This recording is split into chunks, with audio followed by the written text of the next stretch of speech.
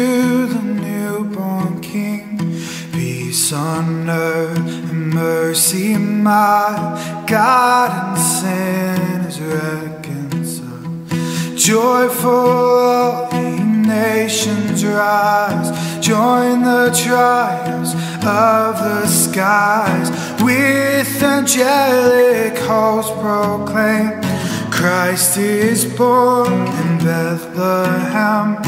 Hark the herald angels sing, glory to the newborn King.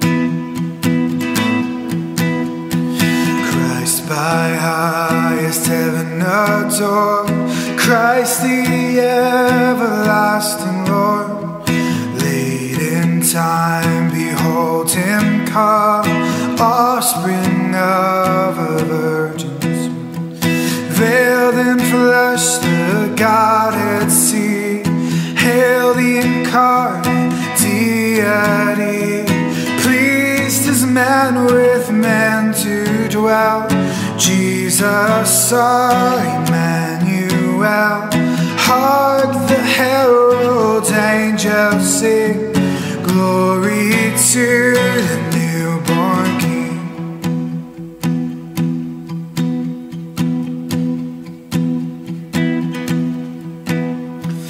Hark the herald angels sing, glory to the newborn King.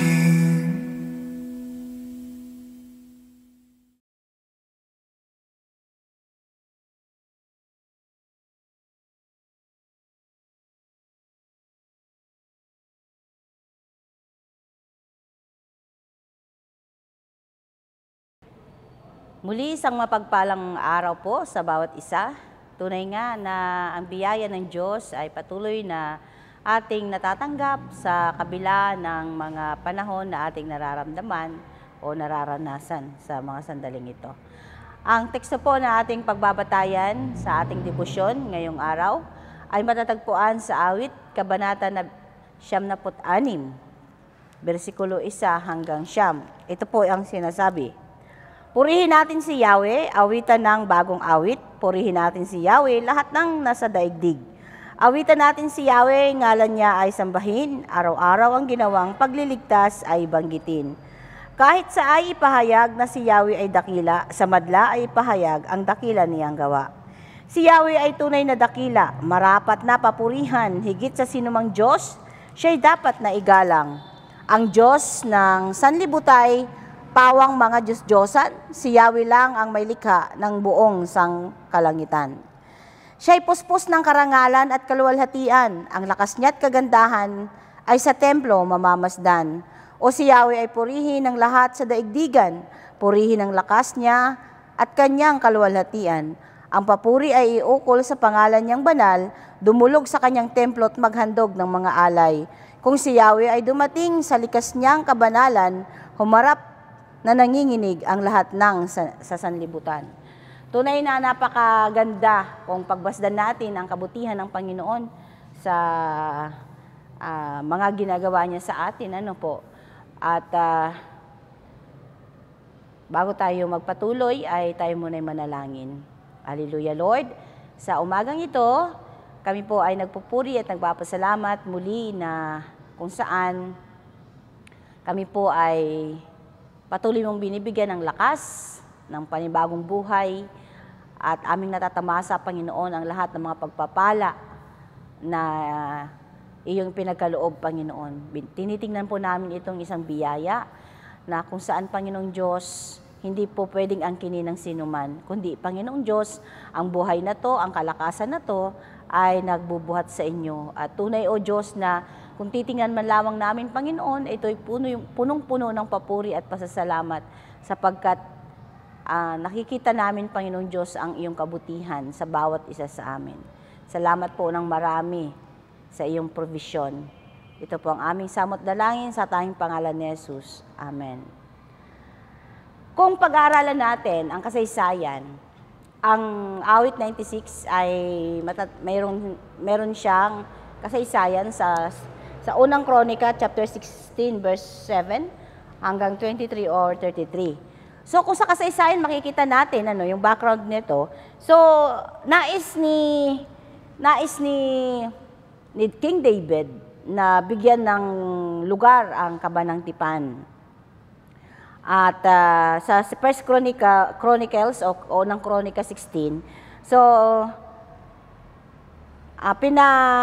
pinasok nila yung Kabanang Tipan sa toldang inihanda ni David para dito, no? At nag-alay sila ng mga handog na susunugin at handog ng pangkapayapaan sa harapan ng Diyos. Naglagay din sila ng mga Levita na naglilingkod sa harap ng Kabanang Tipan ni Yahweh upang manalangin, magpasalamat at magpuri kay Yahweh ng Diyos ng Israel. Isa dito si Asaph, ang praise and worship leader nila. Ito yung pinuno ng mga katulong niya at kasama ang mga katulong niya, no? Sina Zacarias, Helel, Semiramot, Jehiel, Matitiyas, Eliab, Binaneyas, Obed-Edom at Jeiel. Ang tinutugtog nila ay mga alpa at lira. Samantalang si Asaph ay pumpyang naman. So dito, binigyan ng karapatan, ng malaking responsibilidad si Asaph ni David. Na sabi niya, tumugtog kayo ng mga masisiglang awitin at tingnan ng magbigay ng pasasalamat kay Yahweh. So dito sa teksto na ating nabasa, 3 puntos lang po ang gusto kong ibahagi. Unang puntos po ay panawagan na ating purihin ang Diyos. Sa verse 1 to 3 na verses doon sa 96, no? Gumawa kayo ng mga awitin. Mag-awit kayo, magpuri kayo. Isang panawagan na kung saan gusto ng Panginoon na siya'y purihin, sambahin at pasalamatan.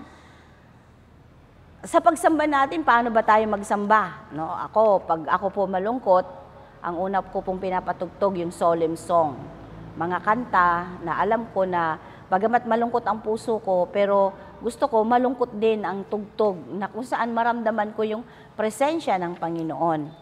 Marami tayong mga hinirang o naririnig na mga himno, yung mga composer, no? Kumompose tayo ng mga awitin.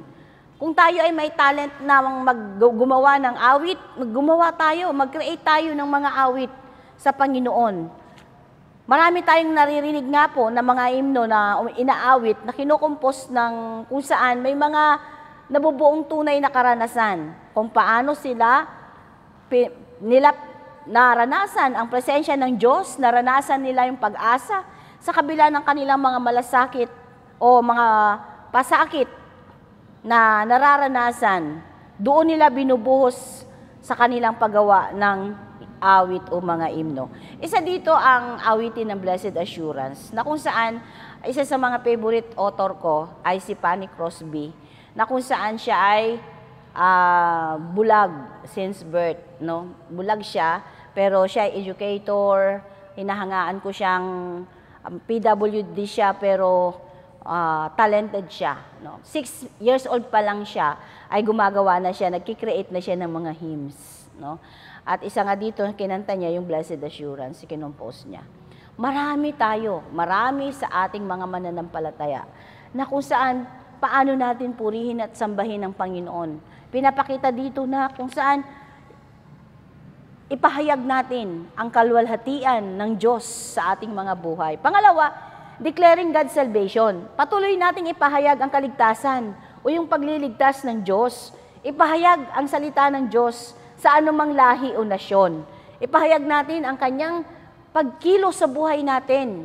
Hindi tayo po pwedeng umawit, no? Hindi natin maranasan, hindi natin maramdaman yung awit kung wala tayong hugot, kumbaga. Hindi natin maranasan yung solemnity ng mga himno kung wala tayong hugot. Ano yung hugot? Yung karanasan ng kaligtasan na pinabinigay sa atin ng Panginoon. Sa Romans 10 verse 9 to 10, sabi dito, kung ipahayag ng inyong labi na si Jesus ay Panginoon at buong puso kang sasampalataya na siya'y muling binuhay ng Diyos, maliligtas ka. Sapagkat sumasampalataya ang tao sa pamagitan ng kanyang puso at sa gayon ay pinapawalang sala ng Diyos. Nagpapahayag naman siya sa pamamagitan ng kanyang labi at sa gayon ay naliligtas. Declaring the salvation of God into our lives, no? Maipapahayag natin dahil meron tayong karanasan na tanging ang Panginoon, ikaw at ang Panginoon lang ang nakakaalam. Yung karanasan na yun ang nasa puso natin at isip natin dahil alam natin ang Diyos ay kasama natin. At panghuli, declaring the great deeds of God. Yung expect the unexpected. Na ano ba yun? Na ano ba natin yung hindi natin ine-expect? So once we declare yung kabutihan ng Panginoon, the great deeds of God, may papahayag natin na ito pala ang Diyos. Ito pala yung Diyos kong pinaglilingkuran na kung saan hindi niya tayo binibigo kailanman. Ang Panginoon ay hindi nagbibigo ng kanyang mga anak. At hindi niya binibigo yung kanyang mga anak. At sabi nga sa Santiago, may paghihirap ba ang sinuman sa inyo? Manalangin siya. Nagagalak ba ang sinuman? Umawit siya ng papuri sa Panginoon. Verse 15, pagagalingin ng Diyos ang may sakit dahil sa panalangin may pananampalataya. Palalakasin siyang muli ng Panginoon. Ipahayag natin yung ating mga kabigatan sa Diyos. Ipahayag natin, i-confront natin sa harapan niya yung ating mga problema sapagkat ang Panginoong Diyos ay kasama natin sa lahat. Naririnig niya tayo, alam niya kung ano yung kalagayan ng ating buhay. Alam niya kung sino tayo sa Kanya. Kaya, wag po tayong maghinawa. Nabigyan natin ng papuri ang Diyos. Pasalamatan natin. I-declare natin yung kaligtasang ating naranasan sa Kanya.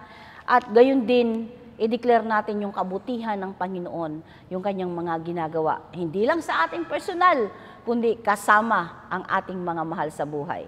Apektado rin. Kung pinagpala tayo, pinagpala ka, kasama ang pamilya mo sa mga pinagpalang yun. Bakit? Kasi ayaw lang ng Panginoon na tayo lang ang blessed, kundi gusto niya yung mga mahal din natin sa buhay ay pinagpala din. As long as ang puso natin ay nasa nais na pagsunod natin sa Panginoon. Tayo po'y manalangin. Hallelujah, Lord, sa pagkakataong ito, muli po namin kinikilala ang iyong presensya. Muli po namin pinapahayag ang iyong kadakilaan, ang iyong kabutihan. Salamat po, Ama, sa iyong biyaya at pinaranas mo sa amin ang iyong kadakilaan sa buhay namin, hindi lang sa amin, kundi sa buong mahal namin sa buhay. Panginoon, napakabuti mo, napakasarap magpuri at magpasalamat at tingnan, bilangin namin ang mga pagpapalang aming natanggap. Panginoong Diyos, tunay nga na walang salitang namumutawi sa aming labi, kundi ang pasasalamat at papuri.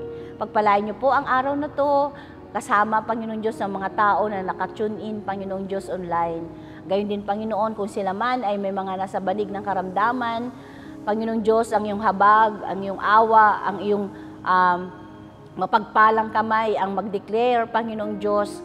We declare healing for them, O Lord, in Jesus' name. At gayon din, Panginoong Diyos, ang araw na to, kinukumit po namin sa inyo na kung saan, Panginoon, patuloy mo kaming gabayan at gamitin, Panginoong Diyos, ayon sa layunin na nais mo sa buhay namin. Salamat po ng marami. Ito po ang aming samot dalangin sa tayong pangalan ng Ama, ng Anak, at ng Banal na Espiritu Santo. Amen. Amen.